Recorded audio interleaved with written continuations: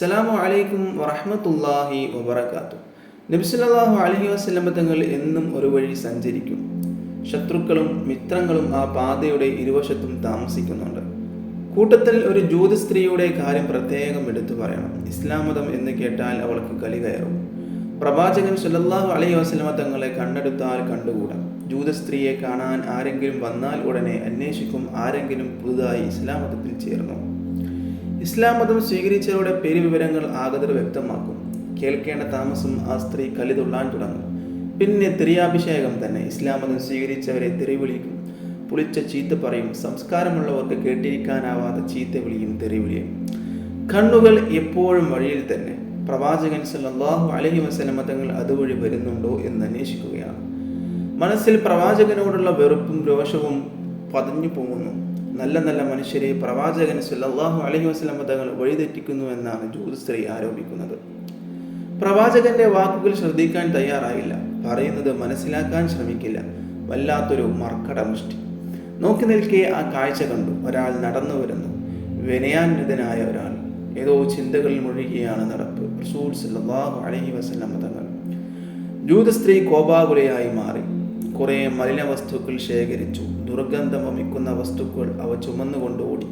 പ്രവാചകൻ സല്ലല്ലാഹു അലൈഹി വസല്ലം തങ്ങളുടെ സമീപത്തെത്തി. മലിന വസ്തുക്കൾ ആ ശരീരത്തിലേക്ക് എറിഞ്ഞു. ശരീരവും വസ്ത്രവും വൃത്തികേടായി. പ്രവാചകൻ സല്ലല്ലാഹു അലൈഹി വസല്ലം തങ്ങൾ ഒന്നും പറഞ്ഞില്ല.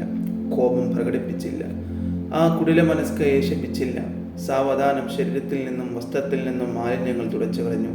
ഒന്നും സംഭവിക്കാത്തതുപോലെ മുമ്പോട്ട് നടക്കാൻ തുടങ്ങുകയായിരുന്നു. ജൂത സ്ത്രീയുടെ കോപം ഇരട്ടിച്ചു. ഇത്രയൊക്കെ ചെയ്തിട്ടും ഈ മനുഷ്യന് കോപം വരാത്തതെന്ത്? കോപം വരുമോ എന്നൊന്ന് നോക്കട്ടെ. ജൂത സ്ത്രീ പ്രവാചകന്റെ ശരീരത്തിൽ തുപ്പി. എന്നിട്ടും പ്രവാചകൻ സല്ലല്ലാഹു അലൈഹി വസല്ലം തങ്ങൾക്ക് പ്രതിഷേധമില്ല. തുപ്പിൽ തുടച്ചുകൊണ്ട് നടന്നുപോയി. പിന്നെ വായിൽ വന്നതെല്ലാം വിളിച്ചു പറഞ്ഞു. പ്രവാചകൻ സല്ലല്ലാഹു അലൈഹി വസല്ലം തങ്ങൾ അകലെ എത്തുമ്പോൾ ജൂത സ്ത്രീ വീട്ടിലേക്ക് മടങ്ങി. അടുത്ത ദിവസമാകട്ടെ കൂടുതൽ മാലിന്യങ്ങൾ എറിയണം, മുഖത്ത് തന്നെ തുപ്പണം. അടുത്ത അവസരത്തിന് വേണ്ടി കാത്തിരിക്കുകയാണ്. മിക്ക ദിവസവും ഇത് ആവർത്തിക്കുന്നു. പ്രവാചകൻ സല്ലല്ലാഹു അലൈഹി വസല്ലം തങ്ങൾ പ്രതികരിക്കാതെ കടന്നു പോകും. ജൂത സ്ത്രീ തൻ്റെ ക്രൂര വിനോദത്തിന് ആനന്ദം കണ്ടെത്തുകയും ചെയ്തു. പതിവ് പോലെ അന്നും പ്രവാചകൻ സല്ലല്ലാഹു അലൈഹി വസല്ലം തങ്ങൾ അതുവഴി നടന്നു വരികയായിരുന്നു. ജൂത സ്ത്രീയുടെ വീടിന്റെ പരിസരത്തെത്തി. തൻ്റെ ശരീരത്തിൽ മാലിന്യങ്ങളൊന്നും വന്നു വീണില്ല. എന്തൊരത്ഭുതം! പിന്നീട് നബി സല്ലല്ലാഹു അലൈഹി വസല്ലം തങ്ങൾ ആ സ്ത്രീയെ കുറിച്ച് അന്വേഷിച്ചു. ആ സഹോദരിക്ക് എന്ത് പറ്റി? അവരെ കാണുന്നില്ലല്ലോ, അവർക്ക് സുഖമില്ല, കിടപ്പിലാണ് എന്ന് മറുപടി പറഞ്ഞു. നബി സല്ലല്ലാഹു അലൈഹി വസല്ലം തങ്ങൾക്ക് ദുഃഖം തോന്നി. പ്രവാചകൻ സല്ലല്ലാഹു അലൈഹി വസല്ലം തങ്ങൾ ജൂത സ്ത്രീയുടെ വീട്ടിലേക്ക് കയറി ചെന്നു. സഹോദരി, എന്താണ് അസുഖം? ജൂത സ്ത്രീ ഞെട്ടിപ്പോയി.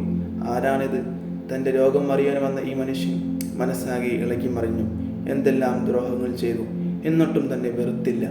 സ്നേഹസമ്പന്നനായ ഒരു സഹോദരനായി തൻ്റെ മുന്നിൽ വന്നു നിൽക്കുന്നു.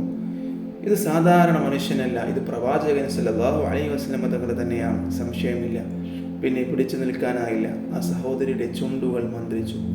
അല്ലാഹു അല്ലാതെ ആരാധനക്കർഹനായി ഒരു ഇലാഹില്ലെന്നും മുഹമ്മദ് നബി സല്ലല്ലാഹു അലൈഹി വസല്ലം തങ്ങൾ അവൻ്റെ പ്രവാചകനാണെന്നും ഞാനിതാ സാക്ഷ്യം വഹിക്കുന്നു.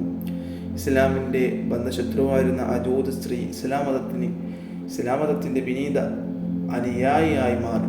പ്രവാചകർ സല്ലല്ലാഹു അലൈഹി വസല്ലം തങ്ങളുടെ സ്വഭാവ ഗുണങ്ങളാണ് അവരുടെ മനസ്സ് മാറ്റിയത്. സ്വഭാവത്തിന് മനുഷ്യ മനസ്സുകളെ മാറ്റിമറിക്കാൻ കഴിയുമെന്നതിന് ഇതിൽ കൂടുതൽ തെളിവ് വേണം. അല്ലാഹു സുബ്ഹാനഹു വ തആല നമുക്കേവർക്കും നല്ല മനസ്സുകൾ നൽകുമാറാവട്ടെ, സ്വഭാവികളായി മാറ്റുമാറാവട്ടെ. ഇൻഷാ അല്ലാഹ്. അസ്സലാമു അലൈക്കും വറഹ്മത്തുള്ളാഹി വബറകാതുഹു.